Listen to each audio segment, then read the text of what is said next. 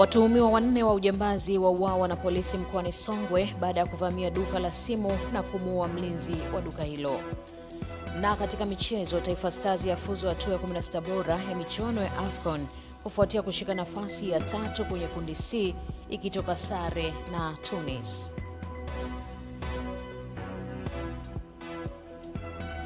Habari za asubuhi mpenzi mtazamaji wetu, karibu sana katika kipindi cha Asubuhi Njema. Tunaanza kukusomea taarifa ya habari, lakini baadaye tutapata muda wa kuangalia kilichojiri katika upande wa magazeti. Karibu sana.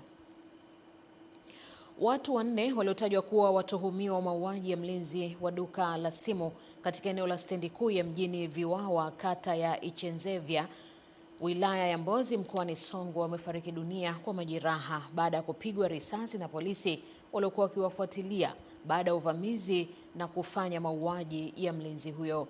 Kamanda wa polisi mkoa wa Songwe, kamishna msaidizi mwandamizi Agustino Senga, amesema katika ufuatiliaji wa polisi, watuhumiwa hao waliokuwa kwenye nyumba moja wakiwa na baadhi ya vitu vinavyodhaniwa walivipora kwenye tukio la uvamizi wa duka hilo walikataa kutii amri ya kujisalimisha, na ndipo majibizano ya risasi yalipoanza na polisi kufanikiwa kuwazidi nguvu kwa kuwajeruhi. Ametaja jina la mlinzi wa duka aliyevamiwa na kuuawa kuwa ni William Mwampashi mwenye umri wa miaka 45, na hapa Kamanda Senga anafafanua kuhusu tukio hilo na kutaja majina ya watu ambao pia ni marehemu. Askari waliwafuatilia watuhumiwa hadi eneo la Ilembo katika wilaya yetu ya Mbozi kwa mjini, ambapo wanakuta katika nyumba moja wakiwa ndani. Baada ya kuona askari na katika utekelezaji wa majukumu ya askari ya ukamataji, kulitokea majibizano ya risasi kati ya majambazi na askari polisi. Na katika tukio hilo, askari kwa umahiri walifanikiwa kuwajeruhi majambazi 4 ambao wengine wamefahamika kwa jina moja na mmoja tumeyapata majina yote mawili, ambao walifariki wakati wanapatiwa matibabu katika hospitali ya wilaya ya Mbozi, ambao majina yao ni kama ifuatavyo. Mmoja anaitwa Eliuta alimaarufu kama Mapunda, yuko Abdul ama Chiba, Justin mpata jina moja, na mwingine anaitwa Bruce Mwasenga.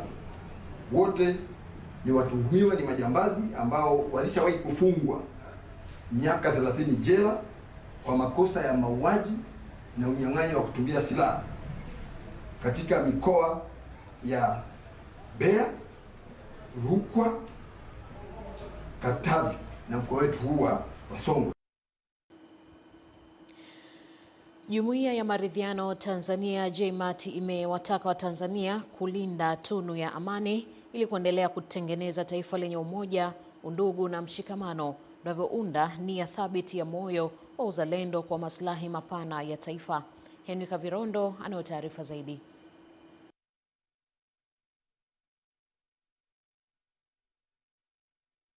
Kaka yangu Saidi Mtanda, tunatambua umuhimu wa kazi yako, upendo wako, hekima na busara ambayo Mwenyezi Mungu amekujalia, lakini pia Mheshimiwa Dr. Samia Suluhu Hassan akaona na unafaa kukaa katika kiti hicho. Mkurugenzi wa usimamizi na uhusiano JMAT Leila Banji anawasilisha nasaha hizo jijini Mwanza wakati akikabidhi tuzo ya kutambua mchango wa mkuu wa mkoa wa Mwanza Saidi Mtanda na kamanda wa polisi wa mkoa huo Wilbrod Mutafungwa katika usimamizi wa amani.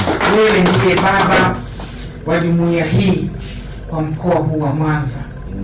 Shirikiane nao popote unapoona kuna kadhia unahitaji sehemu ya maridhiano. Jumuiya hii ya mkoa iko pamoja na wewe. Niwashukuru wananchi wa mkoa wa Mwanza ambao wamekuwa ni wasikivu pale ambapo serikali ilikuwa ikitoa kauli ikiwataka wafanye 1, 2, 3. Wananchi wa mkoa wa Mwanza waliitikia kauli ya serikali. Ambao mmetutembelea hapa siku ya leo na tuzo hii, tunawaomba muendelee kushirikiana na jeshi la polisi katika kuhakikisha kwamba tunazuia uhalifu zaidi kabla haujajitokeza. Ujumbe huo ulitanguliwa na salamu mbalimbali kutoka kwa viongozi wa jumuiya hiyo ngazi ya mikoa kanda ya Ziwa. Tunaomba upokee salamu hizo kwa moyo wa shukrani kabla ya kuwasili katika ofisi za Chama cha Mapinduzi CCM mkoa wa Mwanza kwa utambuzi. Hakuna maisha kama hakuna amani.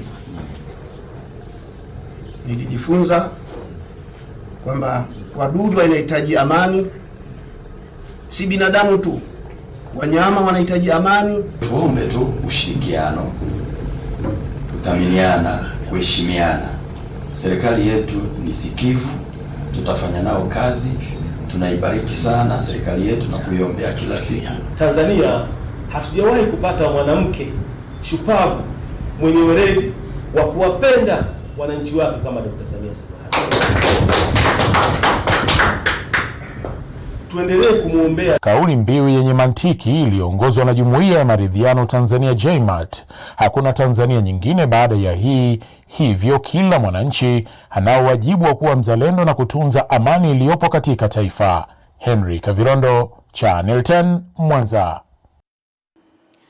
Waziri wa Wizara ya Uchumi wa Buluu na Uvuvi Masudi Ali Mohamed amesema kuwa ujenzi wa miundombinu ya barabara ni mojawapo ya mikakati muhimu ya Serikali ya Mapinduzi ya Zanzibar katika kutafsiri malengo ya Mapinduzi ya Zanzibar, lakini pia kuharakisha maendeleo ya uchumi wa visiwa vya Zanzibar.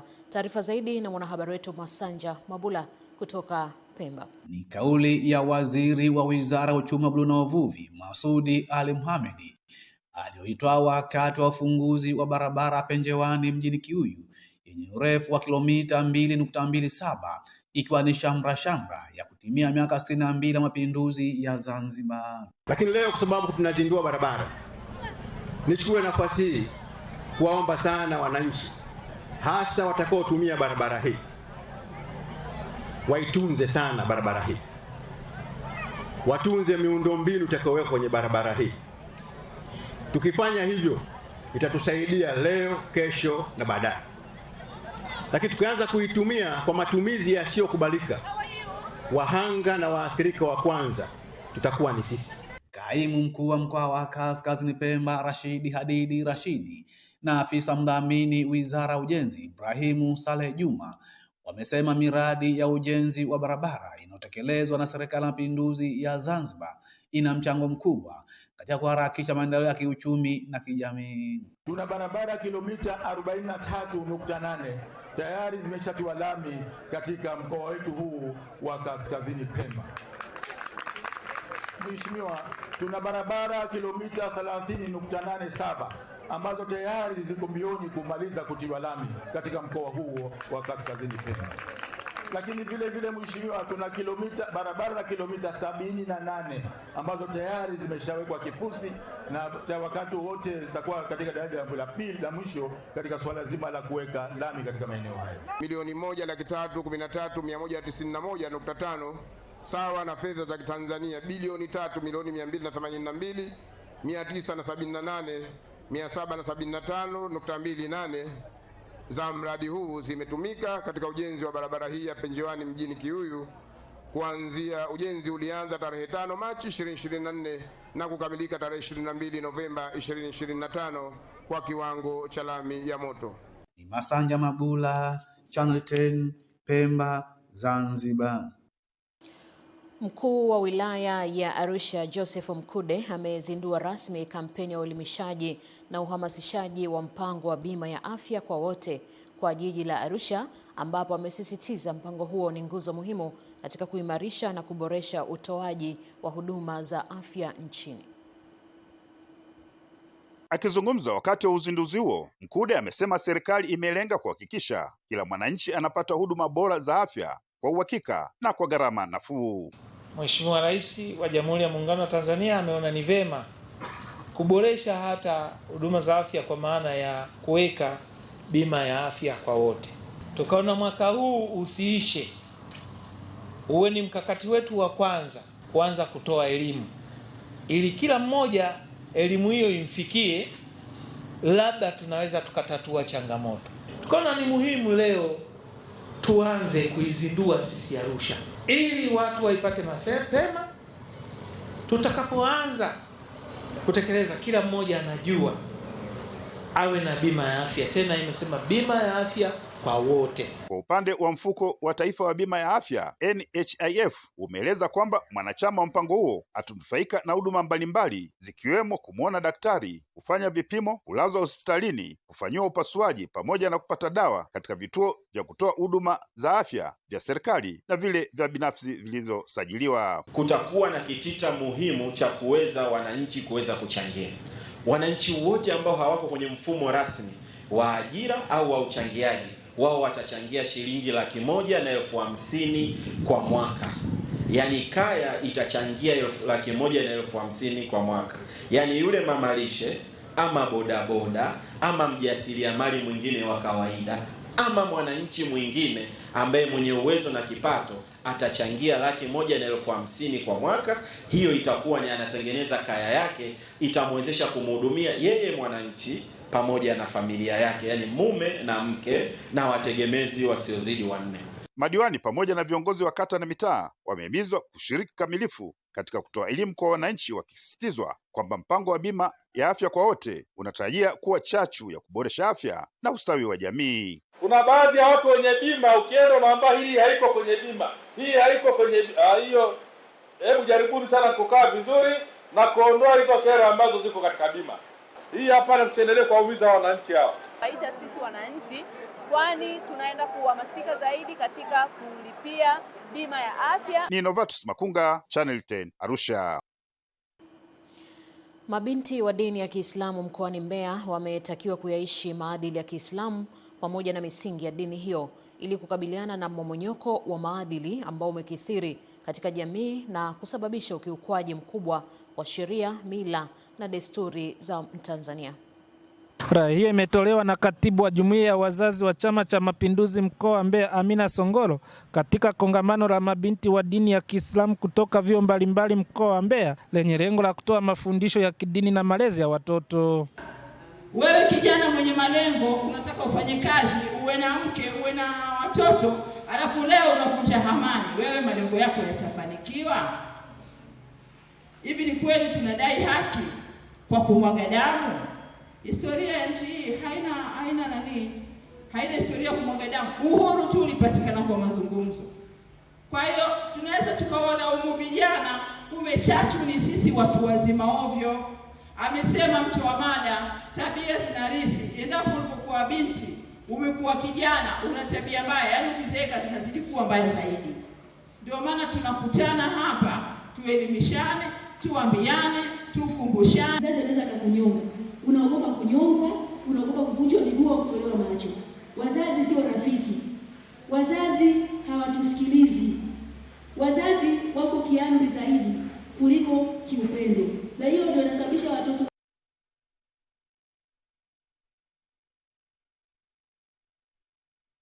wengi sana wameharibikiwa kwa sababu wamekosa watu wa karibu wa kukaa na kuwasikiliza. Na mtu atakapokosa mtu wa karibu, basi kuna mawili. Anaweza akapata rafiki mbaya, au kama tulivyosema sasa hivi mtu anauliza swali lake, mimi na boyfriend wangu fika fanyeni kwenye Facebook. Sasa ukija kusoma hizo comment. Aidha, washiriki wa kongamano hilo wametakiwa kuzingatia nasaha zilizotolewa na viongozi waalikwa sambamba na kuishi katika misingi ya dini ya Kiislamu. Na imani hamna alotoka hapa, lazima kuna mtu amejifunza hata vitu viwili vitatu ambavyo vitaenda kukusaidia huko uendako. Naomba tuyazingatie yale ambayo tumeambiwa na kuelekeza mabinti na kuwaasa waache usasa, wabaki katika uhalisia wa masuala ya dini yanataka nini. Nikiripoti kutoka mkoani Mbeya, Epimax Apolinari, Channel 10. Kupitia mradi wa mabadiliko ya tabia ya nchi unaotekeleza mkoani Simiyu, wakulima 40 wa mbegu za maafisa kilimo wa mbegu pamoja na maafisa kilimo kutoka katika halmashauri 6 za mkoa wa Simiyu wamepewa elimu ya namna ya uzalishaji wa mbegu bora zenye tija zitakazowawezesha wakulima wa mazao mbalimbali mkoani humo kupata mazao kwa wingi kupitia mbegu hizo. Taarifa ya mwandishi wetu Aidan Muhando kutoka Itilima mkoani Simiyu inafafanua zaidi. Ili wakulima wapate mazao bora na yenye tija, wanategemea upatikanaji wa mbegu. Ili kuwezesha hilo, wakulima wa mbegu hapa mkoani Simiyu wanakutana na kupata elimu ya namna ya uzalishaji wa mbegu, ambapo pia wanatoa maombi yao kwa serikali. Mwaka jana nilipewa mahindi, nikalima, niliyapanda tarehe 23 mwezi wa 11, nikakumbana na changamoto ya jua, magonjwa, nikapata kama kilo 180. Kwa hiyo basi, kwa ombi langu serikali itufanyie tupate umwagiliaji ili kusudi na sisi pia wakulima wa chini tupate nyenzo kama vile matrekta ya kulimia au majenereta, kwa sababu kama mimi niko kando na mto Simiyu. Kwa hiyo sasa ikiniwezesha naweza nikawa na majenereta, ninalima, basi naboresha mbegu. Ni wote ndio tunaanza. Kwa hiyo serikali ituamini na itupe matrekta ili tuweze kufanyia kazi, then tutapopata kidogo kidogo tunaanza kurejesha mpaka mwisho tutamaliza. Nini lengo la kuwapa elimu ya namna ya kulima kilimo cha mbegu chenye tija wasimamizi wa mradi wa mabadiliko ya tabia ya nchi ambao unatekelezwa hapa mkoani Simiyu wanasema? Faida nyingine kwamba tumeanza nao tangu mwaka jana, hawa wakulima 40 wa kuzalisha mbegu. Tangu mwaka jana walipata mafunzo na wameshasajiliwa na wamepewa vyeti na taasisi ya kudhibiti mbegu TOSCI. Kwa hiyo wanatambulika kisheria kwamba ni wazalishaji mbegu halali katika mkoa wa Simiyu.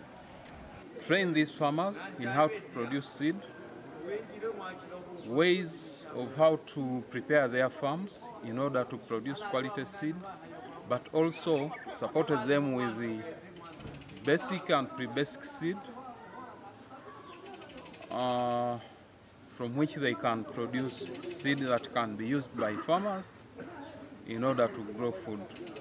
Nikiripoti kutoka mkoani Simiyu, mimi ni Aidan Mhando wa Channel 10.